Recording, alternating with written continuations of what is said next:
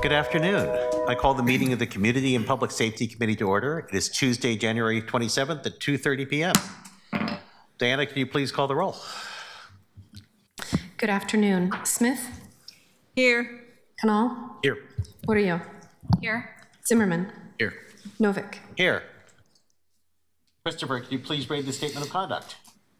Welcome to the meeting of the Community and Public Safety Committee. To testify before this committee in person or virtually, you must sign up in advance on the committee agenda at www.portland.gov/council/agenda/community-and-public-safety-committee or by calling 311. Information on engaging with the committee can be found at this link. Registration for virtual testimony closes 1 hour prior to the meeting. In-person testifiers must sign up before the agenda item is heard. If public testimony will be taken on an item, individuals may testify for 3 minutes unless the chair states otherwise. Your microphone will be muted when your time is over. The chair preserves order. Disruptive conduct such as shouting, refusing to conclude your testimony when your time is up, or interrupting others' testimony or committee deliberations will not be allowed. If you cause a disruption, a warning will be given. Further disruption will result in ejection from the meeting. Anyone who fails to leave once ejected is subject to arrest for trespass. Additionally, the committee may take a short recess and reconvene virtually. Your testimony should address the matter being considered. When testifying, state your name for the record. If you're a lobbyist, identify the organization you represent. And virtual testifiers should unmute themselves when the clerk calls your name. Thank you. Thank you, Christopher. This meeting, the Community and Public Safety Committee will hopefully approve the committee minutes for December, receive a presentation on human trafficking, and consider an ordinance regarding nuisance properties. Diana, could you please read the first item? Item number 1, December 9, 2025, Community and Public Safety Committee minutes. So the first item is the approval of the December 9th, 2025 committee minutes. These minutes are available online as part of the meeting agenda. If there's no objection, the minutes will be approved by unanimous consent. Seeing no objection, the minutes are approved. Diana, can you please read the next item? Item number 2, Presentation and Discussion on Human Trafficking in Portland. Thank you. I want to acknowledge that January is recognized as Human Trafficking Month, a time to spread awareness of the issue, educate the public, take action to combat the problem, and to support victims and survivors of human trafficking. As you'll hear today, the problem is severe. It targets our most vulnerable residents and communities. You'll hear today both from those who've escaped human trafficking and those working to combat it. Thank you all for being here today, and begin when you're ready. I'm more than happy. For the record, my name is Bree Brown. I'm the legislative analyst for the Public Safety Service area. We have an array today. We have representatives from the Empowered Network, Robin Miller. We have Esther Garrett from Safety Compass Oregon. We have Senior DDA J.R. Ujifuza from the DA's office. And we have Sergeant Onus Robert from Portland Police's Human Trafficking Unit. We'll start with Robin. Hi, thank you. Good afternoon, co-chairs and council members. My name is Robin Miller.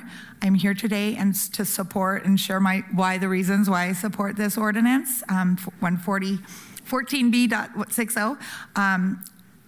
I come before you not only as a professional who has worked in anti-trafficking and survivor services for over a decade, but as someone who has lived experience of what happens when businesses repeatedly allow violence, exploitation, and organized crime to operate in their businesses and their properties. I was trafficked in Portland, Oregon. I was controlled through force, fraud, and coercion by my pimp. I was bought and sold out of hotels, motels across the city. I was bought and sold out of the hot tub establishments and other small businesses, like some of the hotels and motels ran like hourly rooms and stuff. I was beaten, raped, drugged, and held against my will in these establishments by my trafficker and by the men who purchased access to my body. However, from the outside, it might have looked like I was going willingly. I was paying the rates every morning to the managers. I was coming and going, what looked like freely, sometimes. Sometimes I was seen dragged out of the rooms, dragged into the rooms. None of these things happened quietly. It happened with heavy foot traffic at all hours of the night. I was going in and out of those rooms. Men were coming in and out of those rooms. Pimps and drug dealers were coming in and out of those rooms, sometimes for a 48-hour cycle, because when you do some drugs, you stay up that long. It happened alongside drug dealing, drug use, assaults, threats, and weapons. It happened while children were present, harmed, and exposed. This is what human trafficking looks like. These properties were not ignorant. They were reliant on my refusal or my ability to recognize what was happening to me in the moment. I loved that man. I wanted to be with them. I wanted a family. What this ordinance names as nuisance activity, survivors know as organized, predictable patterns of exploitation.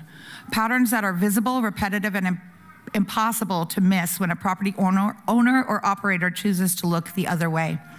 It is accompanied by assaults and menacing, sexual abuse, firearms, and violence.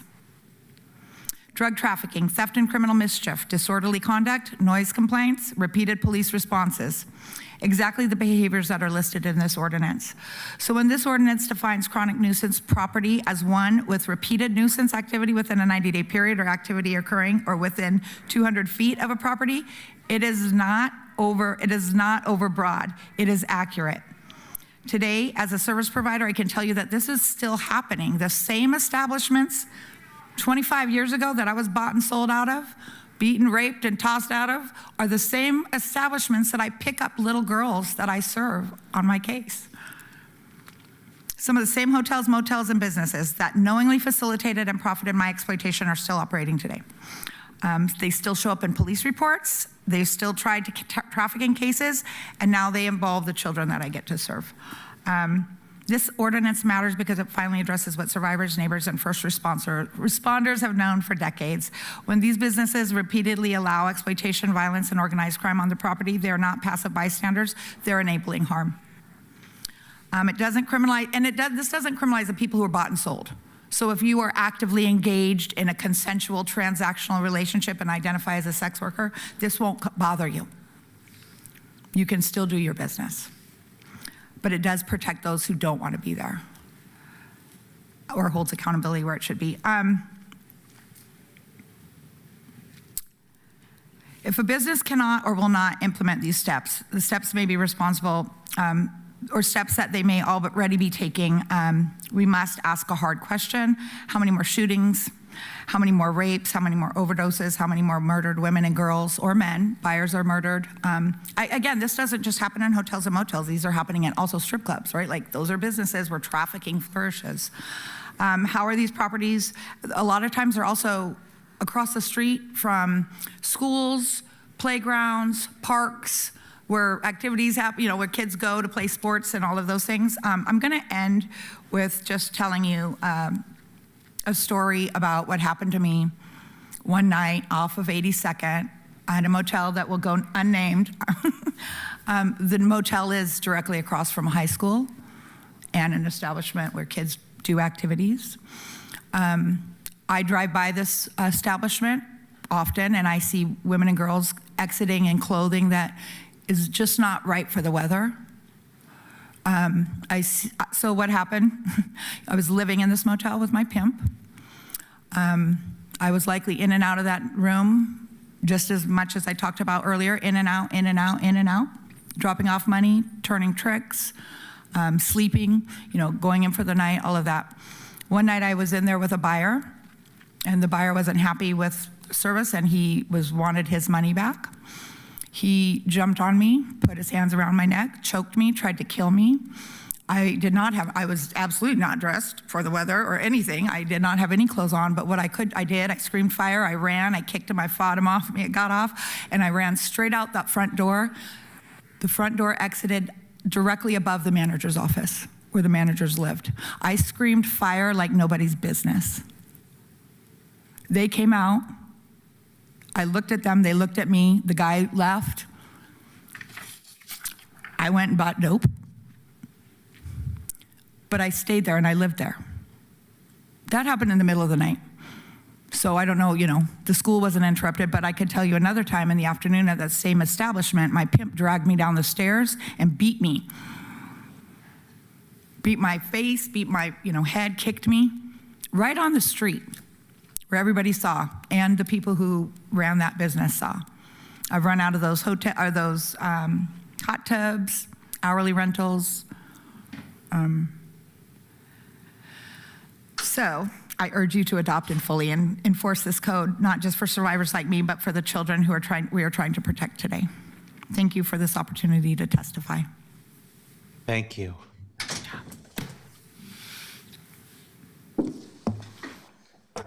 Thank you, counselors. Hello, my name is Esther Garrett, and I'm the CEO and founder of Safety Compass. We are a regional program that provides community-based, free, and confidential advocacy for survivors of human trafficking and commercial sexual exploitation in Multnomah County, as well as Marion, Clackamas, and Washington counties.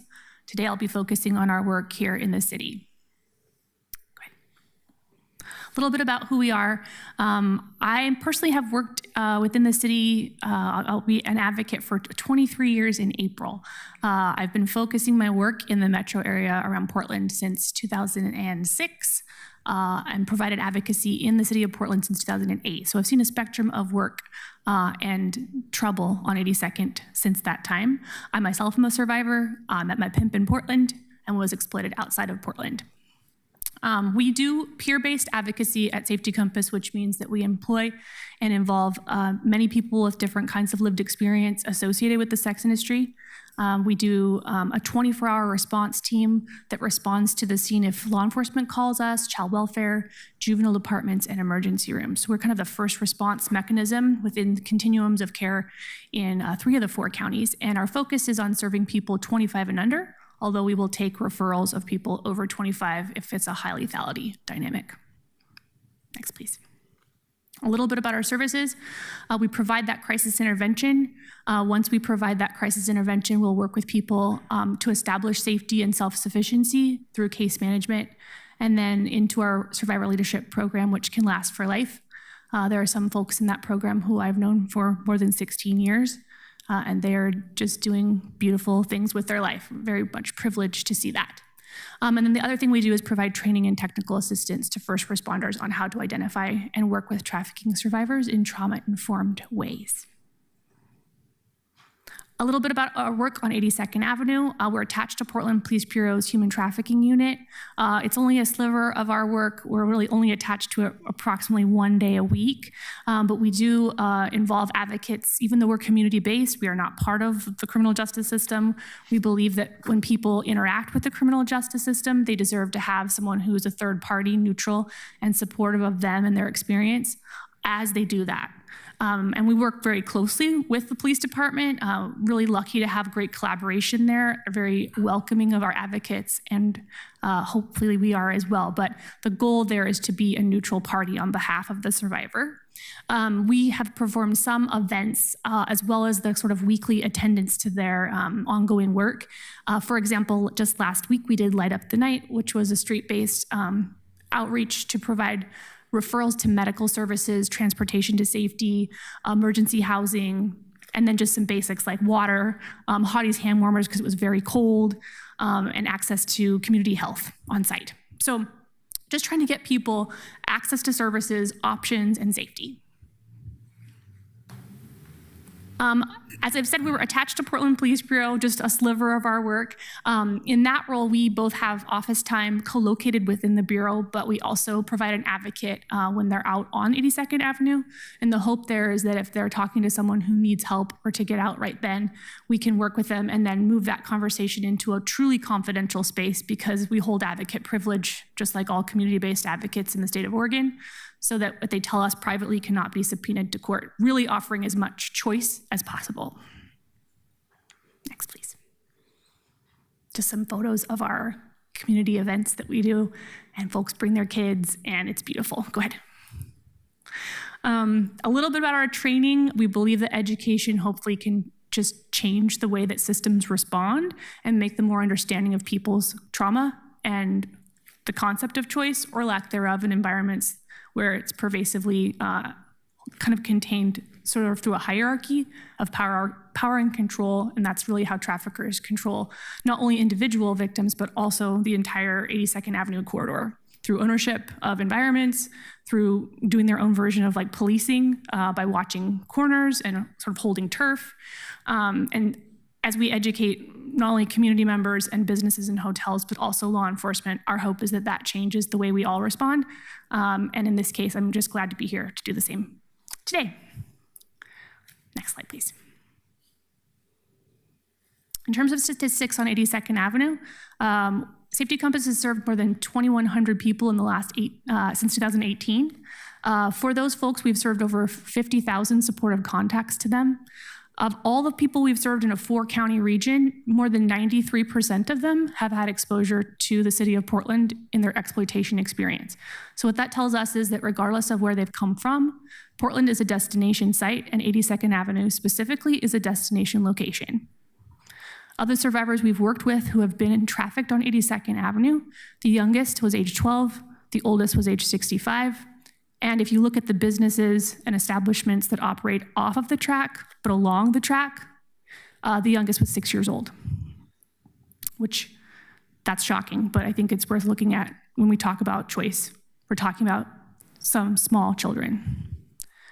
Of the folks we've worked with, speaking of types of vulnerability, lack of access to documentation, documents being held is also a common tactic. We're not just talking about domestic victims. We work with people from throughout the United States and other territories like Guam, China, Taiwan, Somalia, Haiti, Romania, Canada, Mexico, Guatemala, El Salvador, and Venezuela. Some of them have also been organ trafficking victims, and they've had body parts removed to keep them compliant while they've been for sale. Last but not least, of all the crimes we see, you might call them nuisances. I would also call them sexual assault, rape, kidnapping, physical assault, labor trafficking, sex trafficking, domestic violence, stalking, torture, and I forgot to include homicide. Next slide, please. If you'd like more information, you can follow up with us. I'm excited to be here today. I'm very grateful that you're looking at this topic and trying to address it from a multi-pronged approach.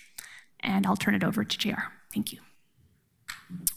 Good afternoon, councilors. My name is J.R. Ujifusa. I'm a senior deputy district attorney in Multnomah County, and I run the human trafficking team at the DA's office. I have been the primary prosecutor for human trafficking cases since 2008, so this will be my 18th year working on prosecuting trafficking cases. I'd like to thank Robin and Esther for being here today, and I really hope that you listen to their comments because I think it's very important to hear their experiences. Go to the first slide. I was asked to, I've provided some slides for the council, but as you know, this is an enormous topic, so I just wanted to pick out a few. Some of my stats will be not as good as Esther's because they are, of course, not boots on the ground people there. They are published studies from organizations and universities. But I want to give you a little bit of historical context to what we're talking about. In 2008, when I began doing this work, many of you may remember the prostitution-free zone, which was a city ordinance, sunsetted. And the rumor throughout the nation was that it was legal to engage in commercial sex in Portland. And Portland had a huge uptick in violence, in trafficking, in victimization along the streets of Portland, including 82nd Avenue. As we know, between 2010 and 2018, commercial sex and prostitution also moved online, and websites like Backpage and Craigslist ruled trafficking for a while. And a lot of the activity that were the buying and selling of human beings moved online. But in 2018, the FBI took over Backpage.com, and with that, it created some unintended consequences. Those consequences were that websites moved overseas, and hundreds of websites flooded the market to try to take that or fill that vacuum of Backpage.com.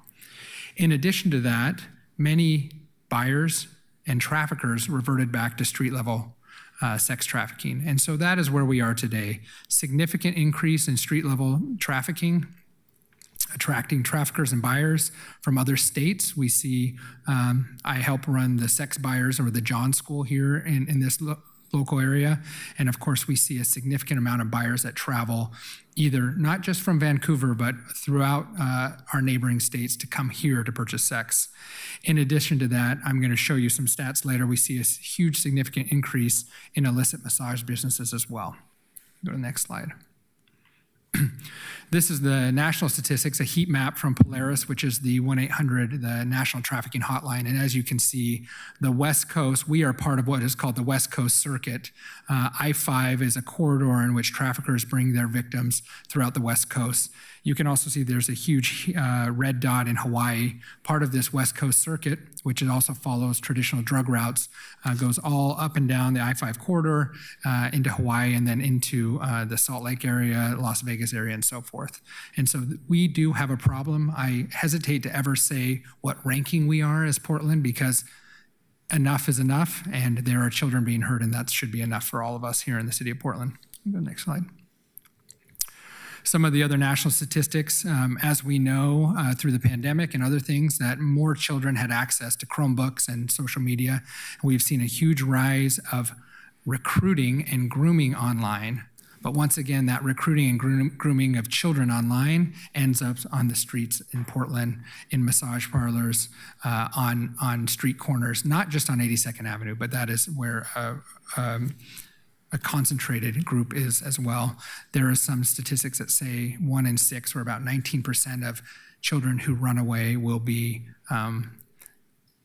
targeted by traffickers to exploit them in commercial sex. Next slide. I wanted to bring some local statistics. I actually will defer to Esther's statistics in some ways, but just to remind you or to show some statistics, PSU did a study, a 4-year study on children, or at least individuals who were trafficked. They found the average victim was 15 and a half years old that seeks services, which means those studies that say the average individual entering into trafficking is between 12 and 14 years old is pretty accurate. The youngest here that they were able to identify that was seeking services as a victim of trafficking was 8 years old. I want to pause there because what that means is there is a demand. There are men who purchase children as young as 8, and I know younger. And so not only is this an issue where traffickers seek those individuals, but they seek them because there is a market for those individuals. 96% of those victims were female in this study. There was an overrepresentation of people of color, and many of them were dealing with addiction issues and gang-related issues. Next slide, please. Some other local information. We believe, based on when Backpage was up and running, it was a clearinghouse. It was probably the most used website for trafficking, that there were 11,000 attempts to purchase per week in just the city of Portland. I'm not talking Beaverton, I'm not talking Clackamas, I'm talking just Portland. 11,000 attempts to purchase another human being per week. And we estimate that that is roughly a $60 million a year, which is the demand. At any given time, MCSO, when we had an intelligence sergeant, would identify between 70 to 95 traffickers in custody. Those aren't traffickers just charged with trafficking crimes, but those are individuals who are trafficking people who are in for other matters as well. And then another study that was done throughout the state through a year period of 2018 to 2019 identified 750 victims of human trafficking. Once again, they confirmed that the average age of them being noticed, which means they had been trafficked before they were noticed, was 15 and a half years old. So why Portland? That question gets asked to me a whole bunch over the years that I've been doing this. One is there are rumors that you can make a lot of money and not get caught. As I just mentioned, there's a huge demand for purchasing children and adults, human beings in this city. There's great access to prolific trafficking locations such as north of us and south of us. We have some tolerant laws in society, hence why we are trying to work to find creative solutions. And there's a high percentage of legal adult establishments, which I think everyone on this panel will say are not only used to groom individuals, but also that there is trafficking going on in those establishments. Who are these victims? Who are these individuals that we talk about, that we serve, that we try to be informed and victim-centered? They are from all ethnic backgrounds, all socioeconomic classes. I will tell you that I've had victims in every high school in the Portland metro area, every single one of them. They're the most vulnerable victims in our community. They have self-esteem issues. They have lack of choice and control. Many of them are trafficked through familial family members. They usually, I would say almost all, have sexual, physical, or mental abuse history in their home. Many of them are frequent runaways and foster children, and they're looking for love and attention. That describes a lot of teenage people we know. I wanted to also bring up illicit massage industry because I think that this city, as well as other cities in this state, has seen a huge uptick in illicit massage businesses.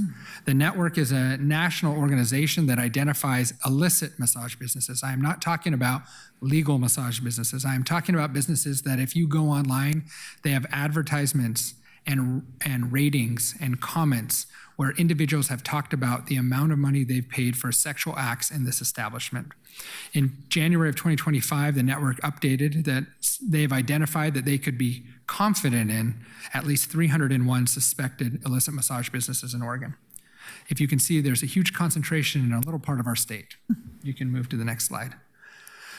Put that on a map. This is just Portland, Oregon. We have seen a simple growth rate in the last 6 years of 425% of illicit massage businesses. These are massage businesses that are engaging in prostitution activity, which means there are individuals benefiting from that. There are third parties that are holding individuals using manipulation, force, and control to have those individuals, both that are both minors and adults, engage in commercial sex for the benefit of someone else. That also means that there are a significant amount of buyers who are visiting these local establishments.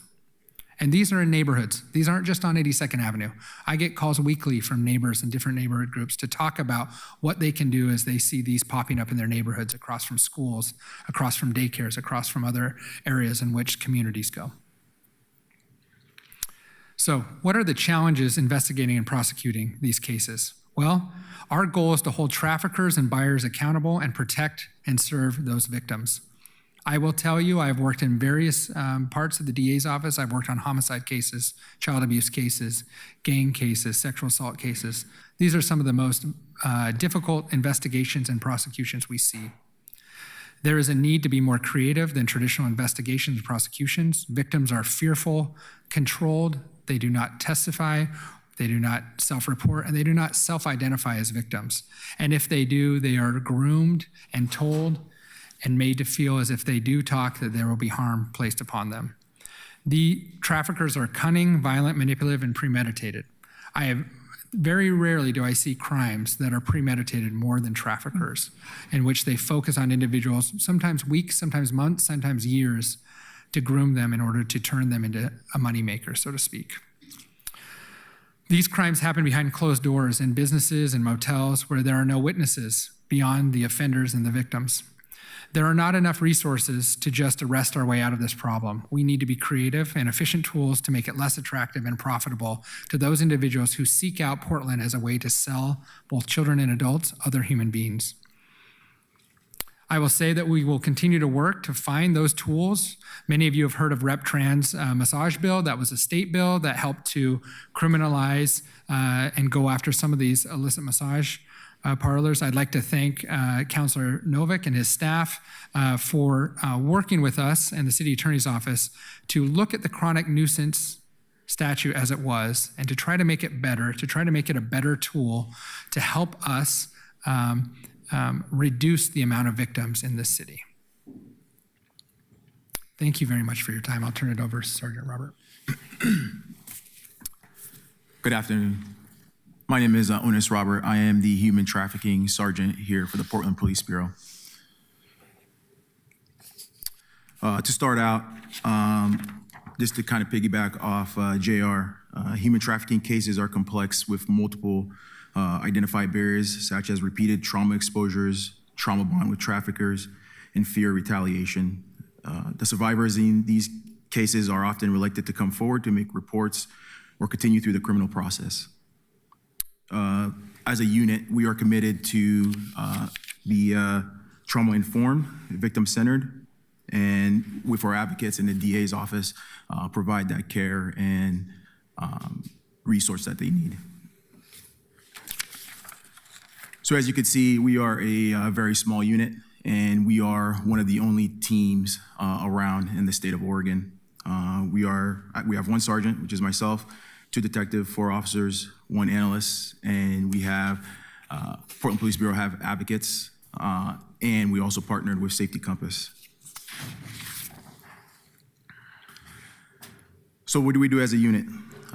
We investigate trafficking investigations. We investigate promoting, compelling, and we also commit missions in terms of where we go out in 82nd Avenue and also areas that are high in prostitution crimes. And we address those problems as we see them. We also review community complaints, tips from the community members, and also tips from the patrol officers who are out there kind of seeing what is going on. We investigated crimes that we see from massage parlors, and also we coordinate with outside agencies to help us go investigate some of these things that we are seeing.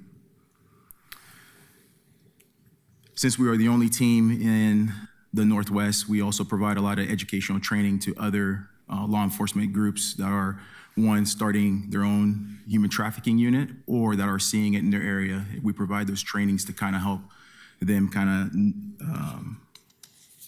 see it and also how to combat it. So what is victim-centered approach? It's where we place the victim at the center of our investigation. It's where not all victims that we come into contact with need the same thing. Some have priorities, which are going to be housing. Some might need some medical services. Some might need education, or some might need, hey, I want to come forward with my case and kind of move it forward. So we place them at the center and let them kind of dictate where they want to go with their case, or what services they would like to start with. This was a shift in practice for us. Back when the unit first started, we used to arrest the providers, and through that, there was court-mandated services in which they were forced to attend. We used to warn the buyers and then release them, and then we were less focused on the traffickers. And so now, again, we are now more victim-centered. Through our missions, we try to identify juveniles. As you heard with Esther and JR, the average age is 15 years old. And so they're out there, and our goal is to come into contact with them and provide that service and get them out of the life. And we also disrupt demand by doing missions.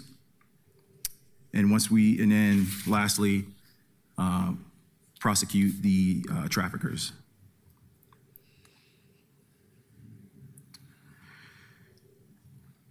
Like you heard from JR, a lot of these events are driven by the demand side of it, which is the buyer. So that's why you have the buyers, one, because they fuel the market. They bring the money in. And then next, you have the traffickers who exploit their victims to earn revenue from the buyers. And then lastly, you have the female victims who are bought and sold for profit. And again, just for a stat for you guys, on average, 20,000 victims were trafficked in the United States each year.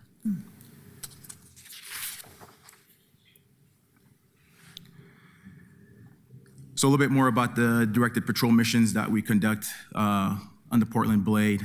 And for context, the Blade is an area that is known to solicit where buyers could go to find sex. And so for us here in the Portland area, it is 82nd Avenue. And so one of the things we do, we disrupt demand. So we do missions where we're out there. We usually have partner agencies that come and join us. We partner with the advocates. And as people are trying to buy the providers, we stop them, arrest them, and we provide the providers with resources in terms of advocacy and whatever else they might need. So we contact the providers, we have outreach, and we also try to identify traffickers as well through part of our investigations. And lastly, we try to, once we're done with our operations, we go back and figure out which hotel the providers were using, and we, again, try to educate the hotels in terms of the trafficking that is going on in the area. So you're asking, how do the traffickers find their victims? They lure their victims through social media, internet, sometimes their own neighborhoods, schools, clubs, and like Jar talked about earlier, sometimes it's familiar, where it's a family member. Traffickers entrap their victims through the promise of protection, love, adventure, shelter, and opportunity. And the traffickers capture victims through fear, violence, intimidation, and threat.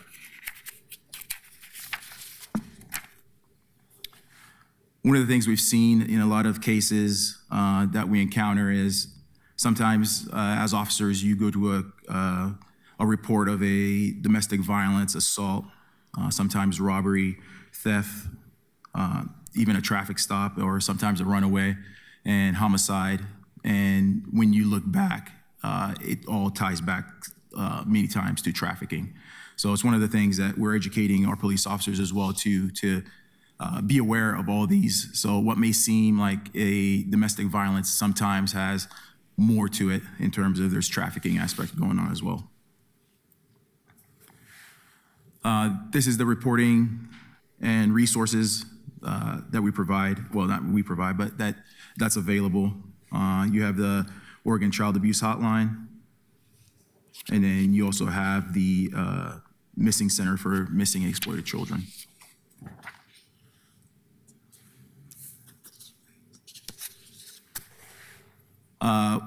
Again, we partner with Safety Compass. They are a huge help for us. And then we also have our own victim services here at Portland Police Bureau that we work with that assist us in our investigations.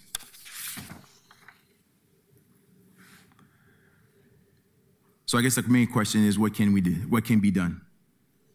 One of the things that could be done is to meaningfully address human trafficking, and we must take a approach that is meaningful and kind of holds people accountable. We have to provide that advocacy and the wraparound victim services. And lastly, we must be trauma informed and develop legislation and put them into action. I want to thank you for taking the time to listen to us today. Thank you. Thank you very much. Thank all of you. Colleagues, we have some time for questions and discussion.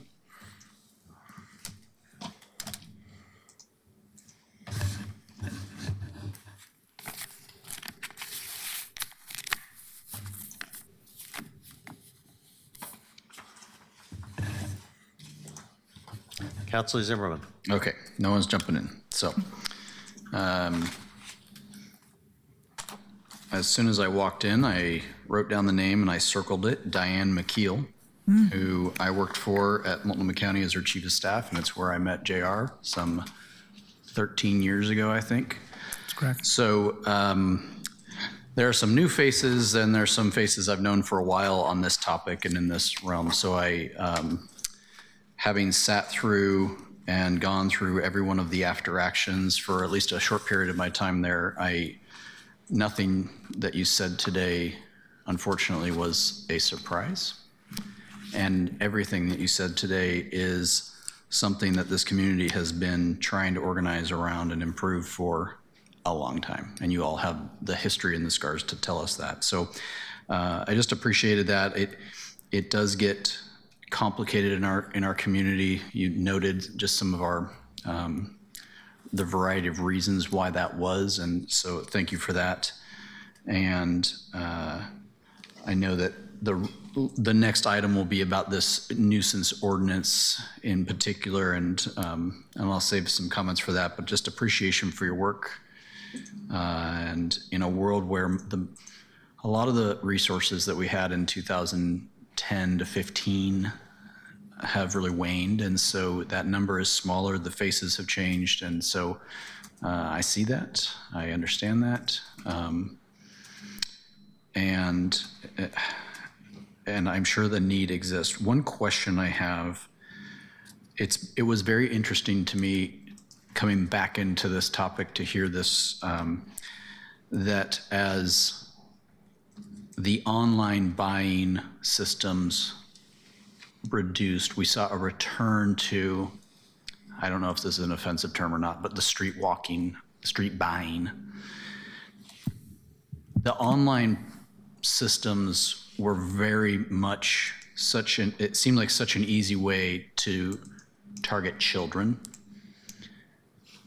Do you see, I noticed you said 15 and a half, that's the average age, but have you seen in your time that you've been around, especially, JR, I'm looking at you because I just know you the best, but others as well, by going to street level buying again, does that make it harder, or is it no change to the youth aspect of buying or of selling, I guess? In my mind, my assumption, my hypothesis is that walking 82nd would be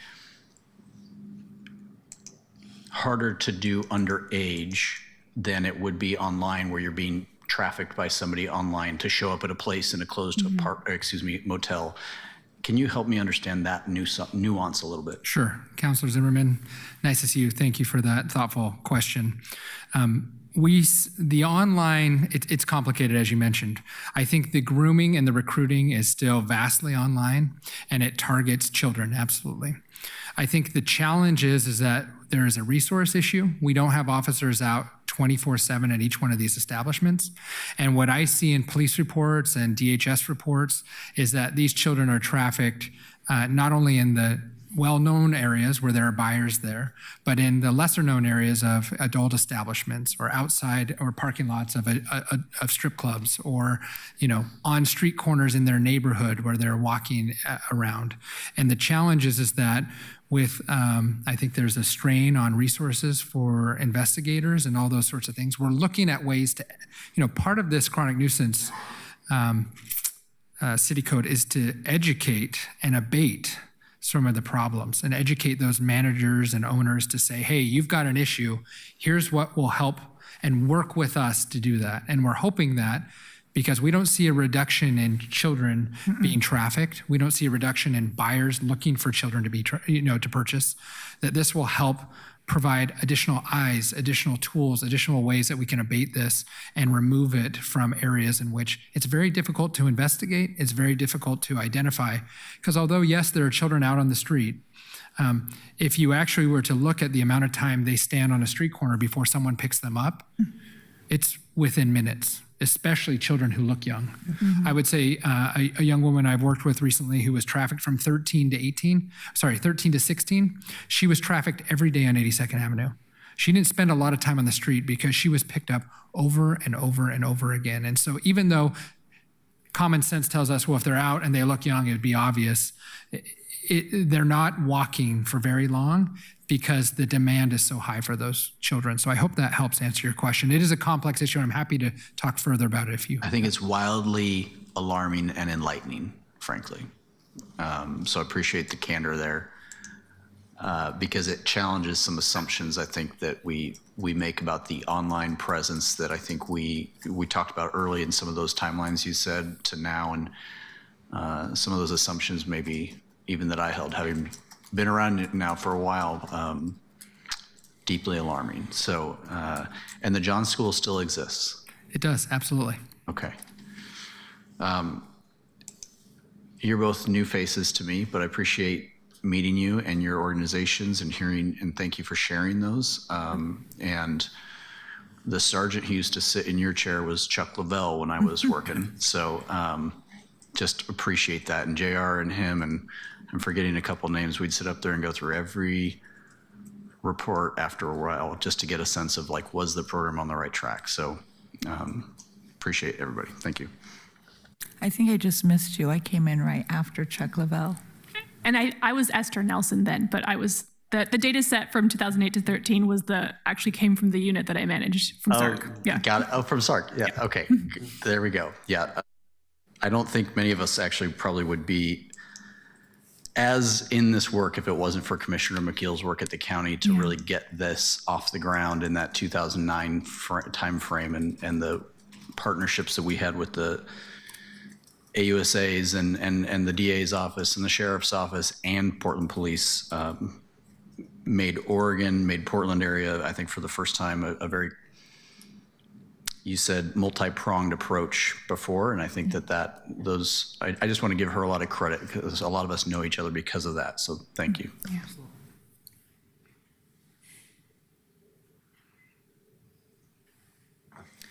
Councilor Murillo? Thank you, Chair Novick. First, I just want to say thank you so much to all of you for being here to present today, but specifically, I really want to give special thanks to you, Robin. I think it takes immense courage and grace to come up here and to share your lived experience and to push for something that is deeply important to you and to all of us in the community. So I just want to say thank you for being here and for being someone who is trying to help other people in the community too. So thank you. I have a few questions about the policy because I think we all agree with this as far as the intention of what it is trying to do. And I am curious about the equity considerations that went into the policy when we're talking about demanding that government-issued IDs are shown. Because from what I saw in the data, it looks like trafficking victims are primarily, or many of them are from vulnerable populations. They're people of color, they could be immigrants. So how is that data being protected when it's being handed over? Maybe this is a question for the DA's office, to the DA or to the police, or is there a way of protecting that data? There is a way of protecting that data, and that data focuses mostly on the traffickers and buyers who are, if they're showing IDs to rent the rooms, for example. But it also goes back to, these are confidential investigations, similar to sexual assault investigations or child abuse investigations. So there are a limited amount of individuals who have access to this data. Of course, it's discovered, but it's usually under a protective order. So I hope that's answering part of your questions. The other part I would focus on is that many of our investigations are reactive. We have a child come in who says, I was trafficked for the last 6 months in these areas.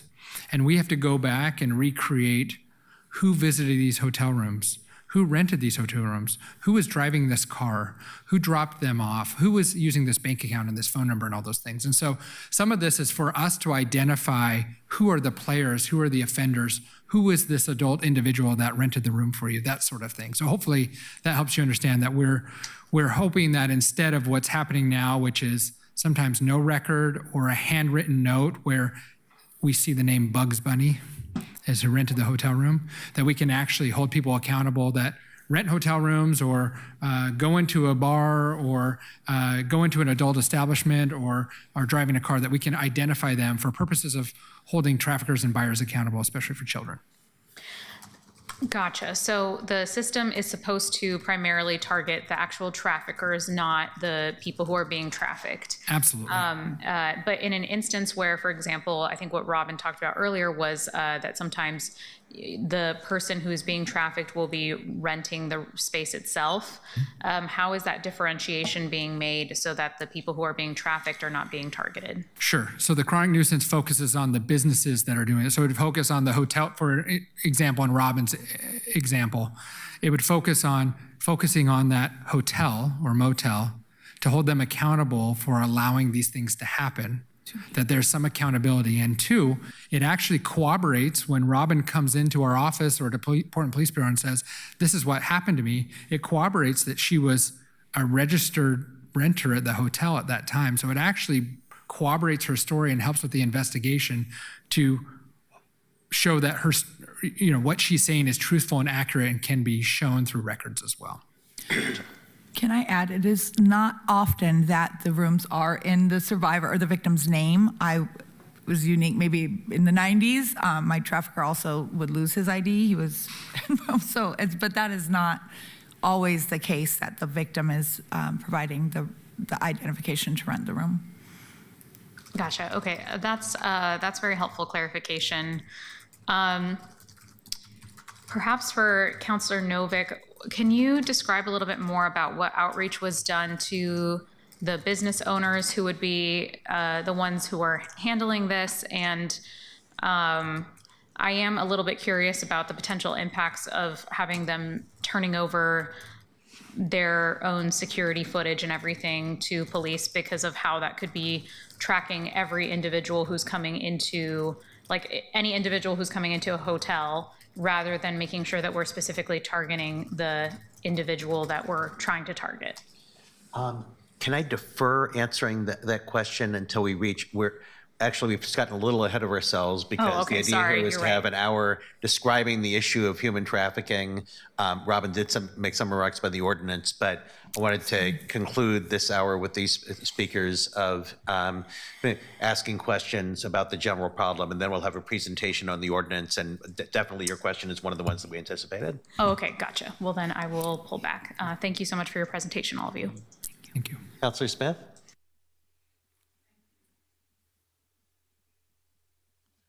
I too, like Councilor Zimmerman, have known a few of you because of my relationship with Commissioner McKeel. prior to that, I worked for Senator Wyden, and we worked on a human trafficking bill. And then when I was elected to county commissioner, I was able to tag team with Commissioner McKeel on some of the efforts we did at Multnomah County. It doesn't do my soul any good to know that the problem has increased since that time.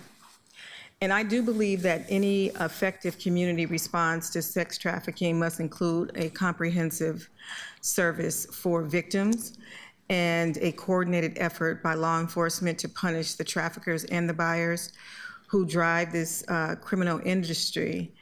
And I believe that we have the tools to do it, but if you take the demand away, and I appreciate you all doing the John School, but I always had a problem with it to a degree because you had a school for Johns, but you didn't have a school for traffickers, because I think all three are victims in this whole ecosystem of human trafficking.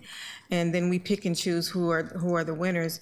And I wonder how we distinguish between the self-trafficking of people, and everyone's not human trafficked by someone. Sometimes there are people who do this for themselves. And how do you distinguish between the two or three? But I think that the first thing that I was just floored by today, when you said, Robin, six-year-old? 6. And I couldn't fathom that in my head because my youngest grandchild is, he's 4 years old. And I have a 6-year-old granddaughter, an 11-year-old. And so even those numbers, they knocked me down because I just cannot imagine them having to go through this. So as we're talking about it, and I'm not going to get in the ordinance right now, but I think the work that you all have been doing has been amazing and outstanding, and that we need to have some continuity, and we need to stay on this in a way that's meaningful, that would allow folks to come forward and tell their stories. I think the courage that you had to come and tell your story about some things that are probably a little bit uncomfortable to talk about, and I appreciate you, and I think that just by doing this, somebody's going to watch this, and they're going to be helped by it. And I know that we're in this gap right now of trying to fill our operational gaps. But I do know that what was helpful that I partnered with Commissioner McKeel on was with the YWCA.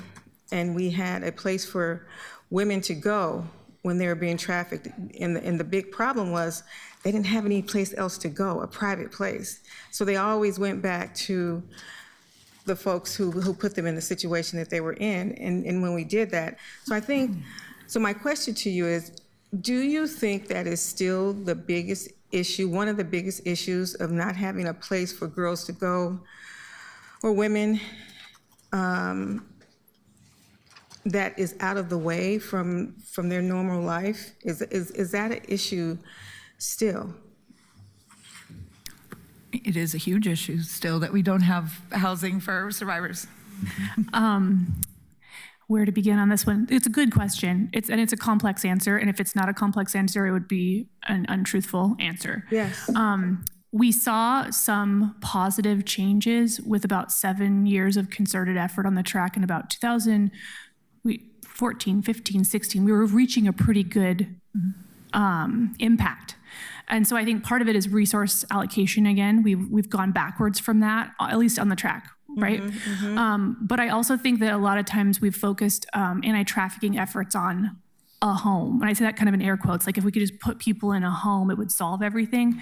And you know, human trafficking is the intersection of all oppressions in one place at one time. You can't talk about without talking about all the other forms of vulnerability in your community. There's a lot of intersections, but what worked at the time was understanding the order of a continuum of care. And we put resources that were responsive 24/7 immediately on the front end. And then we created options and we ordered it, right? Because we needed people who could maybe go into emergency detox or into emergency housing, right? They don't all fit the same it's not cookie cutter, right? And then some of those people needed to go into long-term stabilization housing. Some people didn't. And then some people needed to be able to get a job, but some people still needed detox, right? So we needed to build it in sort of an order on Maslow's hierarchy of needs, but you needed to have an emergency response mechanism that was culturally appropriate that could meet people when they were trying to figure that out. We had that then, and it worked. The system broke down for numerous reasons and also COVID. But we don't have the resources in the county or the city focused on the front end anymore like we used to. And so I think there's a gap between identification and resources allocated to identification and then the next steps. We have housing options in the county. Not enough, they're not going to be enough, but we do have them. We do have detox services, but they're not ordered. And there's nobody at the beginning to help navigate. So Right. we You have to broke get 'em the system, yes. Segregated and particularly identified and set to the side and said, these wraparound supports are for women who are coming out of the life and wanting to do better and have an opportunity for some of these folks to get their children back who are now in our foster care system. Yep. So I hear you, and I thank you for doing the work and continuing to do the work. And I want to talk to you after this to try to figure some things out. Thank you. Thank you, Councilor Smith. Councilor Canal. Thank you, Co-Chair Novick. First, want to thank Robin and Esther for being here, sharing your experiences with us, and for sharing information that helps us understand the work you do now. And thank you for the work you do in our community also. Thanks also to Bree and to Councilor Novick's team for helping put together the presentation, and of course to STDA Jafusa and Sergeant Onest for the info you shared. I'm going to keep my comments on the ordinance and questions about that later on. I'll also note I don't have a lot of questions for Robin and Esther because you were actually very clear in sharing things, and so I really appreciate that. But feel free to jump in if there's anything. I'm directing most of my questions to your left.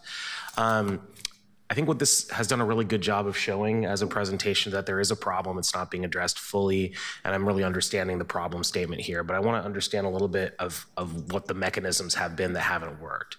So to our colleague from the DA's office, you spoke to the end of prostitution-free zones in the past. Can you speak to exactly what those were, why they weren't retained, why that's not something that's being brought back up now or in a different format?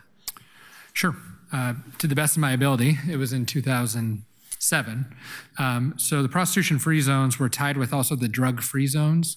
So there are areas in the city in which once you were trespassed from, then officers, instead of making probable cause for a new crime, could make probable cause for a criminal trespass and arrest you for that trespass of that area. So what happened was we found that, unfortunately, and that's part of what Sergeant Roberts was talking about, it was focused on criminalizing victims because they were out on the street. They were the ones visible. And so there were a lot of problems with the DFZ zone, drug-free zone, as well as then, of course, as we talked about, being victim-centered is the opposite of that. So although it kept people trespass out of high-vice areas, what it did when it sunsetted was the rumors were bigger than the actual reality, which is Portland is the place to be to make money. And so what we found is we became a hotbed, a targeted destination area for the entire United States, if not broader, to come here to bring your victims to traffic them. So although it had some good at the time, and I think the community would say it had some good at the time, it actually had a much larger negative effect when it left because of the rumors and because of what messages were sent.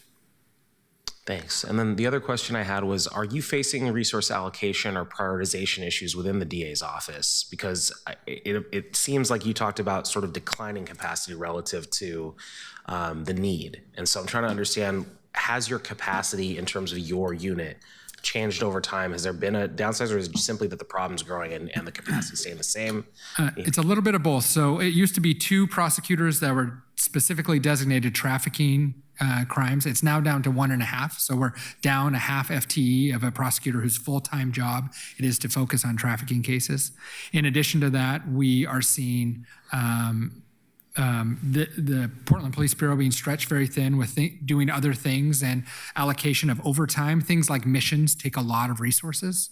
Having officers do it safely and being able to focus on an area with multiple officers for a long time to focus on a specific crime rather than just to respond to calls. It takes a lot of resources. So we've seen the frequency of missions and the frequency of the proactive police work that is needed because, as I talked about earlier, these victims don't raise their hand and say, or call police and say, hey, I'm a victim and I need some help. It's mostly through proactive work. We've seen a reduction in the overtime and the resources allocated to the city. We actually lost a position in the Multnomah County Sheriff's Office that was an intelligence sergeant that identified victims and traffickers and offenders from the jail. So we have lost some resources, and yet we continue to see this uptick in the recruiting and grooming and the complex organized crime that is commercial sex. Thanks, and you set me up very well for my questions to the sergeant there, which is your unit straight time and additional detail that's itself only overtime? Is it entirely on top of another role? Put another way, is each of the members of your team, is this their primary role, or is this something they also do? No, this is their primary role. Okay, but there is an overtime component as well? No. They used to be an overtime component, but due to budget constraint, that's gone away. So most of the missions that we conduct are on straight time. So we adjust our schedule to conduct those missions. Okay, that's a little surprising because we passed a budget note in June, which specifically deprioritized some of the other items on overtime and prioritized a list of issues, which the list was copied and pasted entirely from PPB's budget request last year, which included human trafficking specifically as a priority for overtime. It's budget note Canal 10. And I'm surprised to hear that there's not resources going into that when one of the things that's explicitly been deprioritized still gets $240,000 a month of overtime towards it, which is protest response at the ICE facility. So I don't want to put you on the spot on that, but I'm just signaling here I'm going to follow up on that because that's money that should be available for you and the work that you do. Is the historical staffing levels of your unit, you said you have 7 total people who are sworn and 1 analyst, right? Yes. Has that changed over time? Yes. In what way? I think we have a captain here who was the previous sergeant of the unit for when he started back in 2020. So can you help me answer this question a little bit? Sure. Good to see you, Captain Foxworth. Thanks for having me. Derek Foxworth, Captain of East Precinct. I need you on the mic just so that the people online can hear. Sorry to put you on the spot. I had the unit shortly after retired Chief Lavelle left the human trafficking unit. The unit's grown and shrunk over time. During my tenure there, we were able to build it up. We had 2 sergeants, we had 4 detectives, and we had 4 officers. In addition, we had 3 embedded advocates that were grant funded.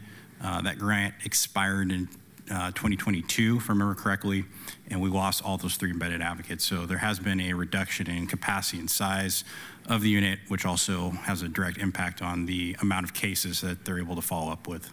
Got it. And when you were in charge of it, were you a sergeant at that time too, or did they used to have a lieutenant or something as well? Sergeant. Okay. Okay, great. I think everything else that I might ask is going to be related to the ordinance. So thank you so much, everyone, for the info. Thank you very much.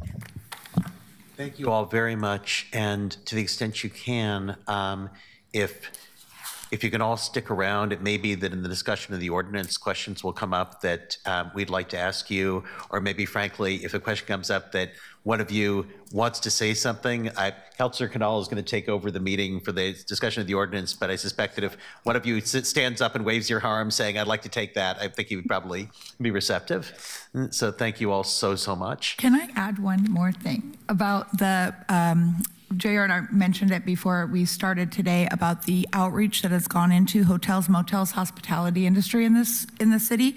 East Portland Rotary, the late great Dana Clark, started this outreach. I have myself been up and down 82nd delivering soaps to establishments to invite them to a free hospitality training where they can understand and identify red flags. And I guarantee you, most of those establishments don't show up. The big chains show up. We get a lot of participation across the city, but those high frequency locations where this is happening are not coming. And so, I mean, and again, this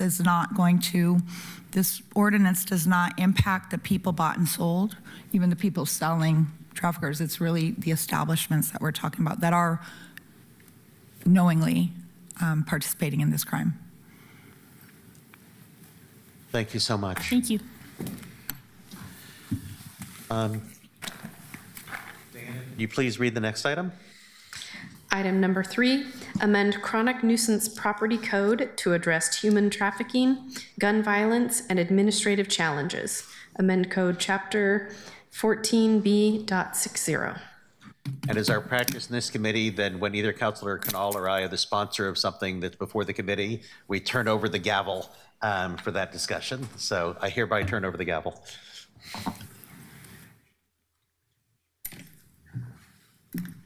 Thank you. It's going to take me just a second. I think we're still getting ready up there too. So I appreciate the patience here with the transition.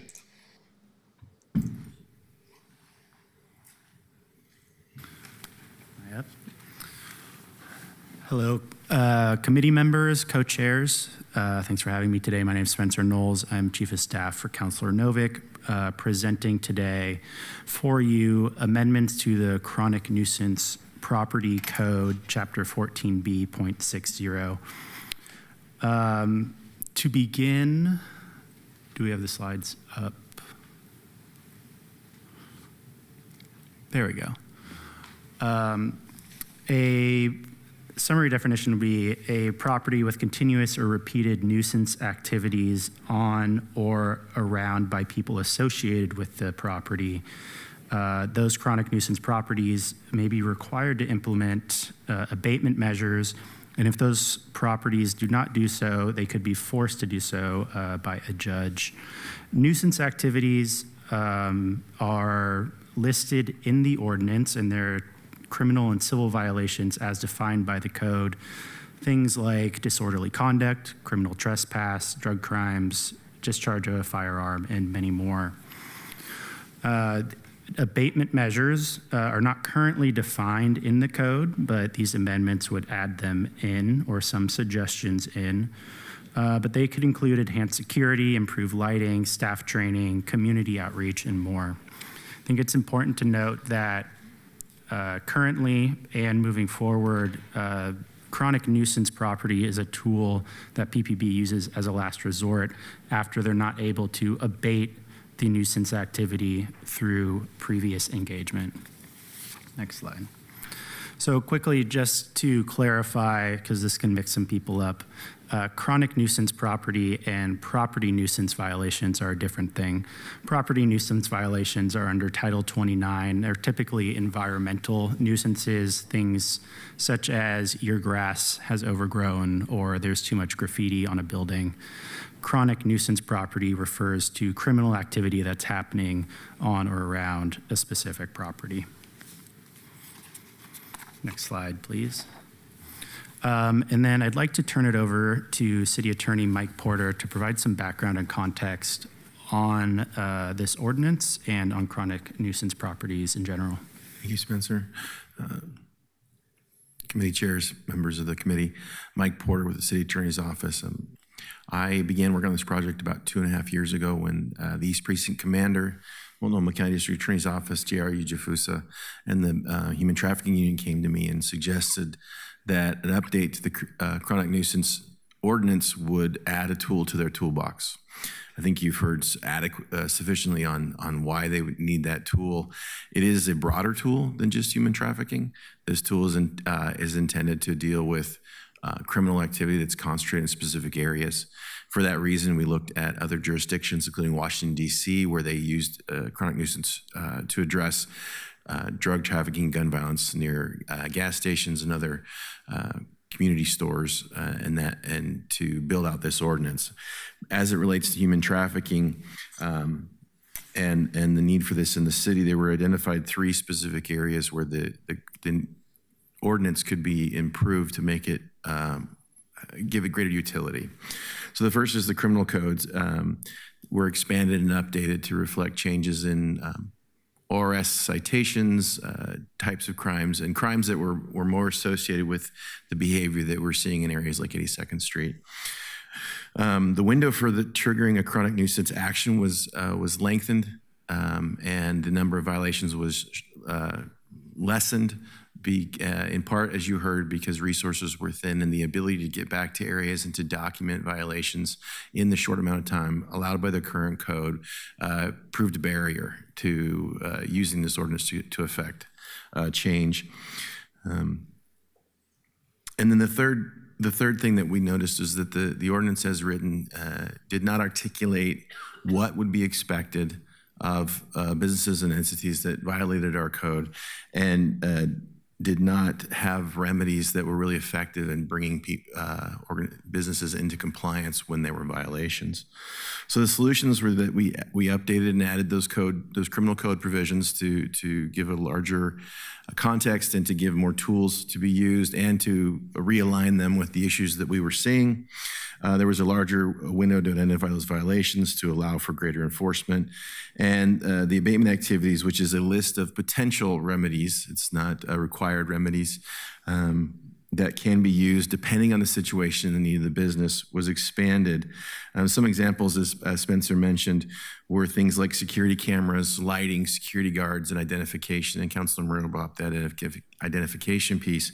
And the idea is to get to create solutions to the issues that plague a particular business so that they can come into compliance with our code. And furthermore, to give the court a roadmap, we found in the DC situation, having the remedies that are in the ordinance be the remedies we present to the court was an effective way to increase compliance. And also to add a due process component, so that there are concerns about how the city's enforcing it, the courts can come in and make those corrections. Currently, there's limited data on the effectiveness of the current chronic nuisance code. In part, that is because the city attorney's office, for a period preceding me, had not been willing to bring these actions. I don't know why that would preceded my tenure here. When I came in, we revisited the issue and we brought it back before the current city attorney, Robert Taylor, who agreed to take them on. And then the other issue is just that, as we talked about resources, it was just difficult to identify issues and then stay on top of them such that a case could be built. And so those are those recommendations came from those entities. We put them in the ordinance. Spencer then made some additional improvements, and we're here today. Thanks, Mike, and thank you, Mike and JR and PPB for collaborating on these amendments and allowing us to move them forward. I think you covered actually most of what is in the rest of this presentation, so I may run through it somewhat quick and we can follow up during Q&A. The summary of the amendments are, as Mike talked about, administrative challenges. There's some additional nuisance activities, and then we've added those abatements and remedies and created a synergy there. The amendments for administrative challenges, as Mike talked about, were lowering the violation threshold, expanding the violation window, changes in procedure to reflect the new violation threshold, and some potentially flexibility in who can initiate chronic nuisance property process, although I'll note that the change from city administrator from chief of police or precinct commander is primarily a charter-driven change. There's amendments to additional nuisance activities, which you can see here. And the ones I'd like to call out would be operation of a massage business in violation of ORS 687. That's additionally relevant. Thank you to Rep. Tran's work down at the state legislature last year. Then we have the amendments for abatements and remedies. They include but are not limited to, in both instances, all the things that you see on the slide in front of you. And then there is a simple flow chart to help understand how the procedure might work. So if this were to pass, multiple nuisance activities would occur. A letter would be sent to the property owner. They would be asked to work with PPB or the city administrator to develop an abatement plan, agreed upon abatement plan. That plan would go into place and be monitored.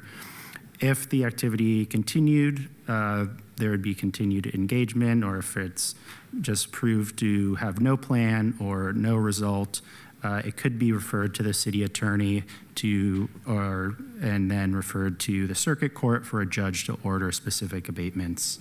If a nuisance activity no longer occurs after the abatement plan, then the property would be dropped from the chronic nuisance property designation. Available for questions today, we'll have myself, Mike Porter, Captain Foxworth, and J.R. Ujifusa from Multnomah County District Attorney's Office. Thank you. Okay, can you go back one slide? Thanks. It got to it pretty late, so I just wanted to make sure we all had a chance to see that one. Thank you. Does that conclude That concludes the presentation. Okay, then what I'm going to do at this moment is ask if anyone would like to get in the queue for clarifying questions or to daylight any potential amendments, and then after that, we'll do testimony and then open it up for actual councilor discussion. And those can be clarifying questions to the presenters or to our experts here. And I see Councilor Smith is in the queue. Is that yeah, go ahead. Thank you so much for bringing this forward. In District 1, we have massage businesses operating late night hours that attract ongoing criminal activity. How will this ordinance specifically apply where the nuisance activity may be tied to the massage business violations and related conduct? And what does coordination look like between PPB and the city's regulatory and licensing? I know that's a mouthful, but it's the struggle is really real, particularly in District 1 with massage parlors. And I worked on this issue. It's very broad and complex in terms of how we do that. Any thoughts? Councilor Smith, I can start and then you can clarify, or we can bring other people up to round out an answer to your question. Okay. So I think one of the biggest tools came to us in January, which was the update to the Oregon revised statutes as it relates to unlawful massage parlors and creating a criminal penalty for that operation.